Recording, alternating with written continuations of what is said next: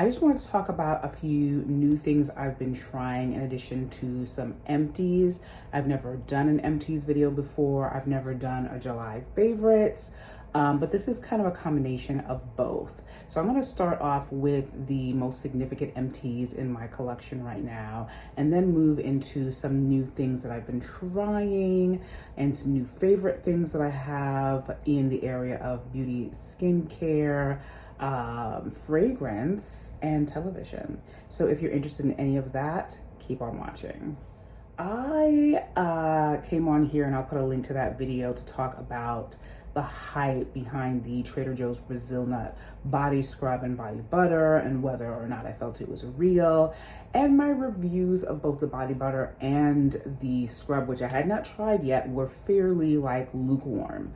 I will tell you now that the body scrub is where it's at. The body scrub is that girl. Like, this stuff, first of all, it really, to me, is giving more on the fragrance side than the body butter is. I wish that the body butter was more like this, a little stronger, a little bit more just presenting itself up front. But the best thing about this body scrub is the scrubbing. Like, the fine grain. It does have moisture or oil in it, but it's not so greasy and terrible that it'll, make the bathtub slippery, which was a concern that I had. I haven't used body scrubs and don't generally use body scrubs at all, and I can't think of the last time I used a body scrub. I've had facial scrubs that I used from years ago. I haven't done that in a while too, but that was more concurrent and daily than I ever used to use a body scrub. I want this right now. This is what is sold out in the Trader Joe's in New York City. I don't see any of the body scrubs anymore. The body butters, the Brazil Nut body butters, still around, but the scrub the scrub is gone. So I will pay attention next time. I get it, y'all were right. This is amazing if you love exfoliation, and I love exfoliation.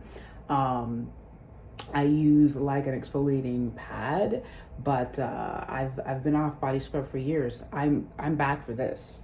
This I'm keeping my eye out on. So in that same video, I talked about the Trader Joe's body butter that is my favorite, which is the coconut body butter. This, I love coconut. I love coconut scent. So all things coconut, I love. And this just delivers on the coconut smell. And it's just very luxurious, and it's just wonderful. I love this lotion. It's become my staple lotion. I'm gonna say this is maybe my third or fourth. I had went off of body butter for a while until, like I said in my Trader Joe's video, I saw the towering Brazil Nut body butter stuff, and I was just ooh, okay, let me try this.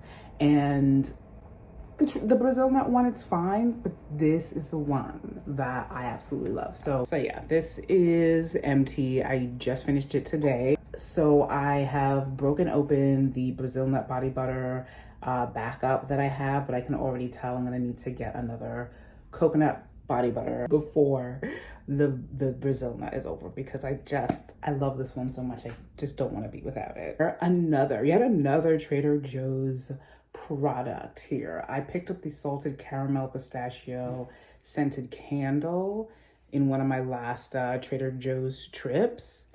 This is okay. Again, I wish that it had delivered more on the actual fragrance, but I did burn it down to the point where it made the alarm in my bedroom go off, the smoke alarm, because there was no smoke. There was no smoke whatsoever, but it just got the tin, which is very thin, very hot, enough to set off the smoke indicator, the alarm indicator. So please note that if you decide to purchase this.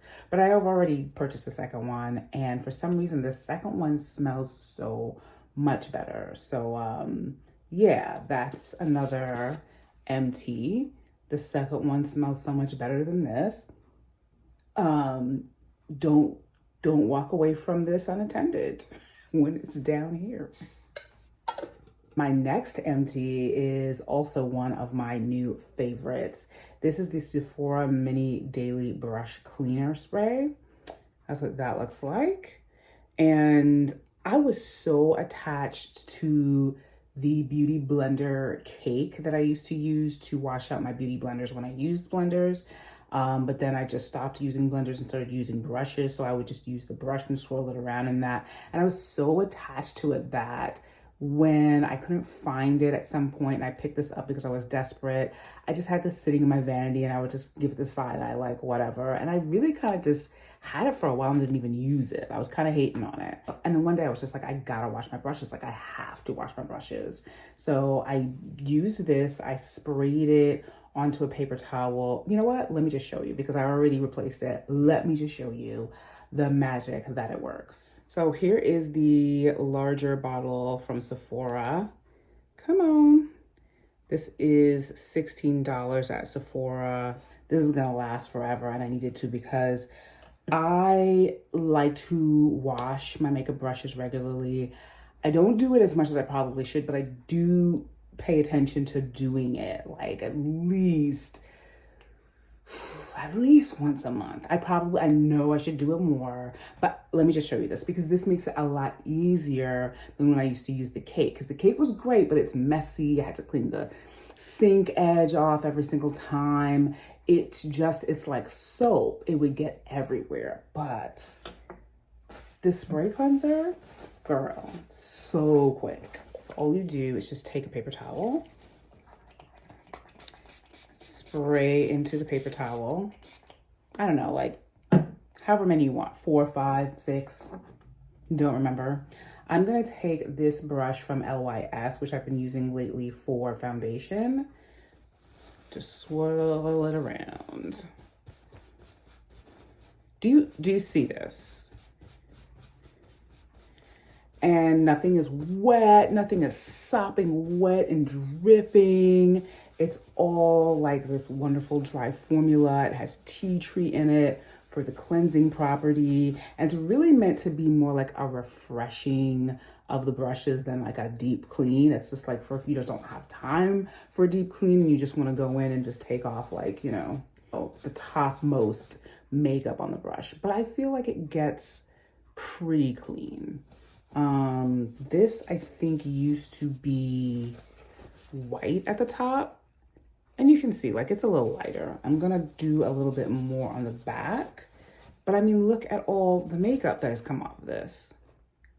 I mean, I know that like, you know, we're getting steadily more impatient as a civilization and we should learn how to like wait on things. But this is just a really nice alternative to if you don't have time. I never talked about the Fenty Beauty Plush Pudding. This is more of a lip treatment. It's definitely not a lip balm. I think that, okay, so I think this packaging is cute. You know, Fenty does this really great, modern, minimalist, fresh packaging, really nice. But you have to turn this up to get the plush pudding out, which is fine until it's over. And you just know that there's like some stuck in here. And this was a fine experience using this. I liked it. But I don't think I'll be repurchasing it because I just don't think it's necessary. But I do think it's fine. So, and this has been an empty for a while now. Right, so another one of my latest faves is from Fenty Beauty. It is their Fenty Beauty Heat Gloss Balm in Lemon Lava.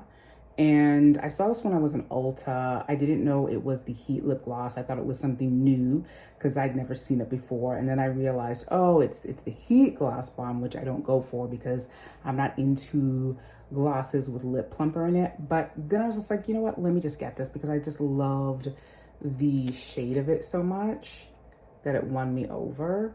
So I don't know if you can see this. It's just, it feels kind of like a kind of custardy yellow with disco ball glitter in it is the best way for me to describe it. And let me just swatch it back here in case you can see that a little better. And I'm just gonna put some on now. The tingling sensation, I will say, doesn't last very long and is not that deep. It's not like crazy.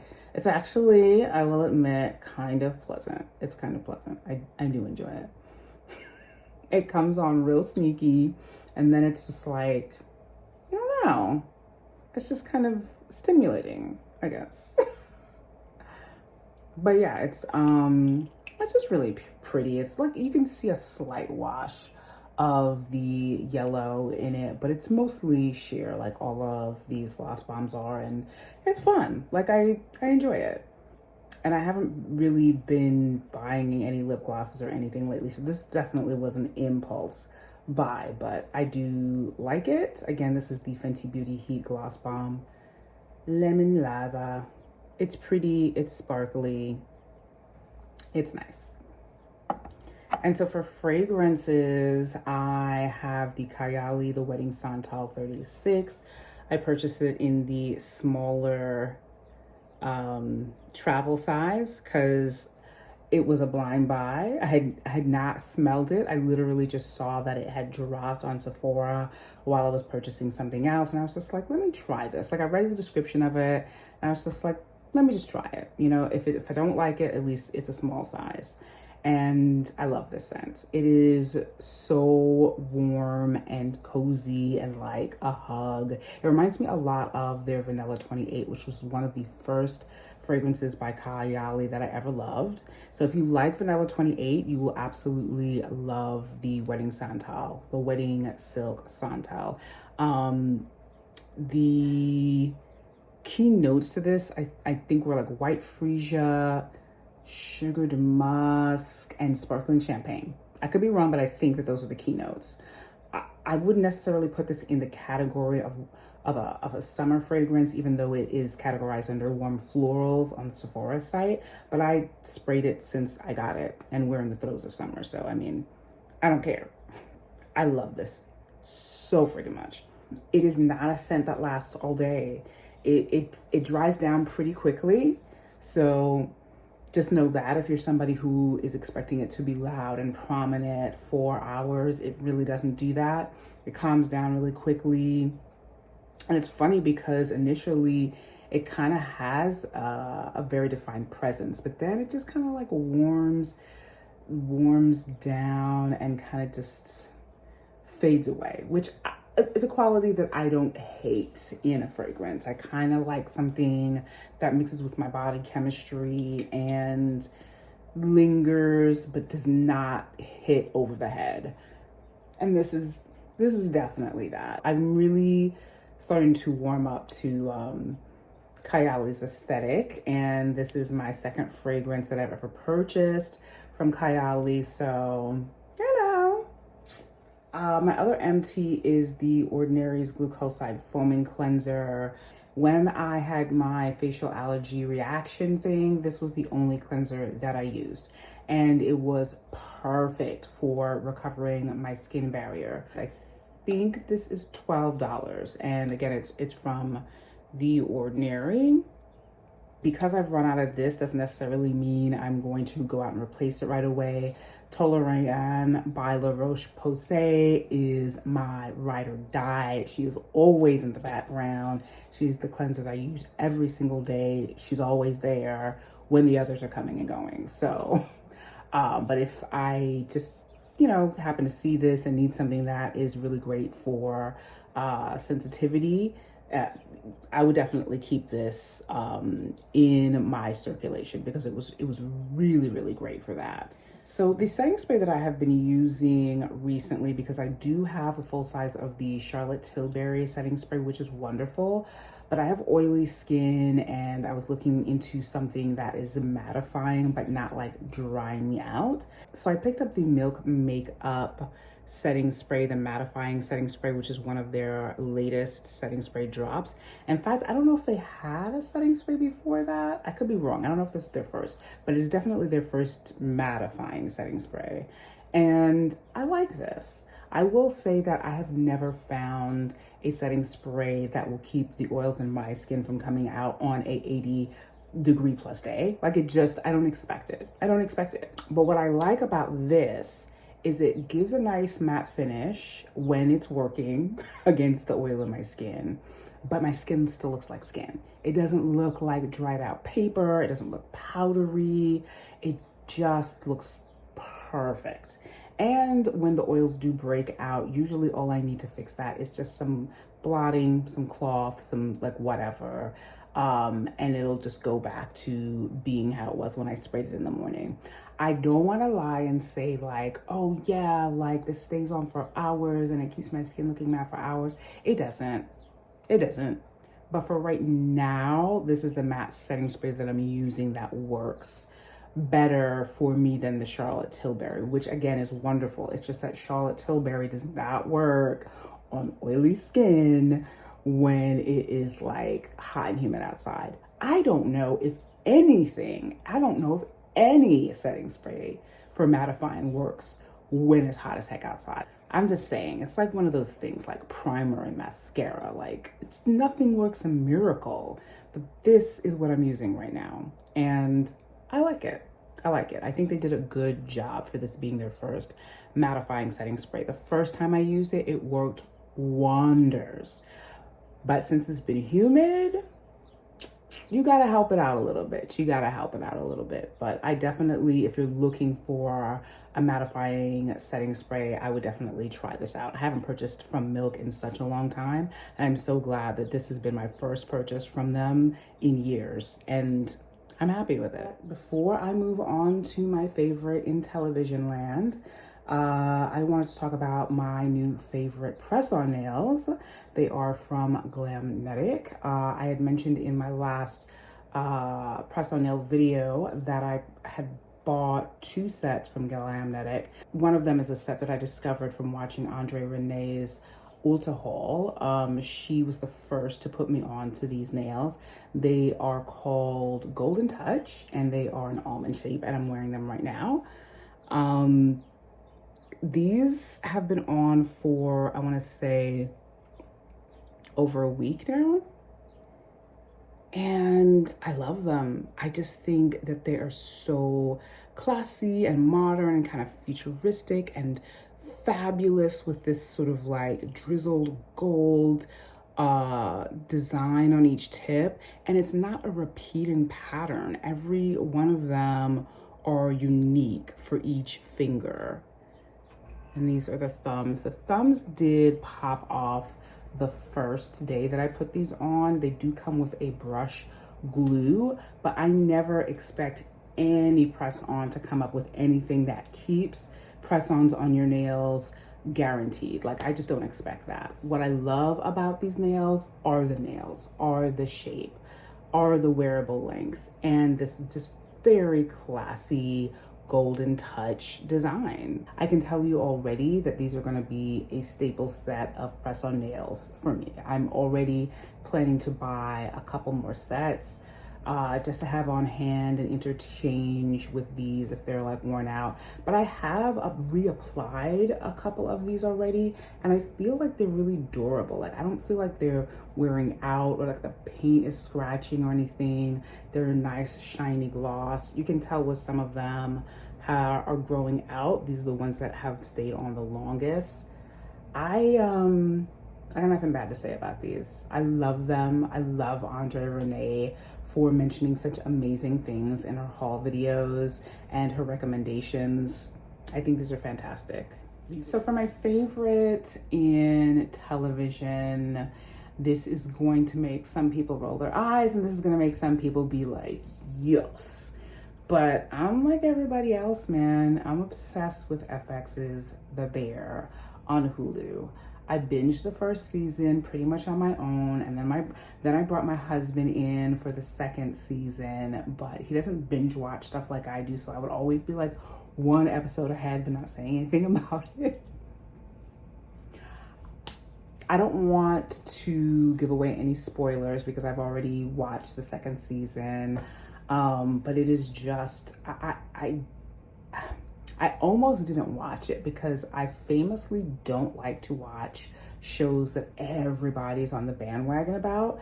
But I will tell you that the actor Yvonne, I don't know what the rest of his name is, but he plays Richie, the cousin Richie. he kind of pulled me into it because the last movie that I saw him in, he played a completely different character. It was in the movie Mona Lisa Smile with Julia Roberts, Maggie Gyllenhaal, Julia Stiles, and Kirsten Dunst. It is one of my favorite movies.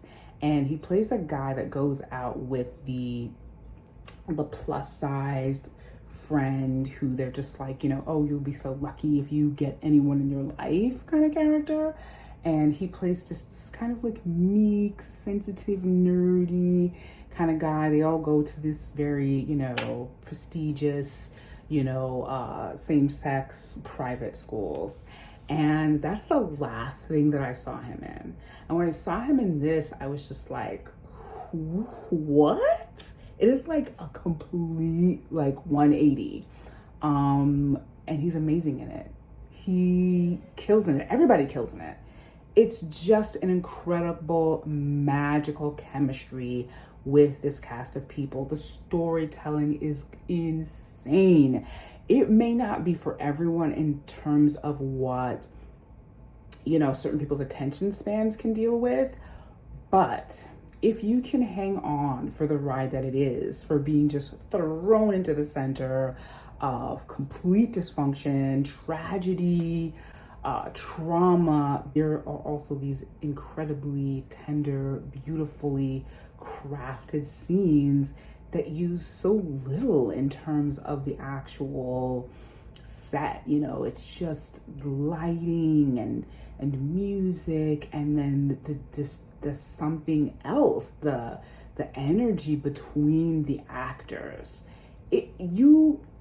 All you can do with that kind of magic is create an environment for it to happen. You can't buy it. It's just amazing. It's been nominated for Emmys. Everyone's been nominated for an Emmy. Everyone who's been nominated deserves it. And if anybody wasn't nominated, it's fucked up. It's gonna be, for me, the best show, the best streaming series that I have seen all year. And the year's not over, but I'm just gonna go ahead and say it. I've never been obsessed with a show like this since like maybe Queen Sugar. And before that, True Blood. And before that, West Wing.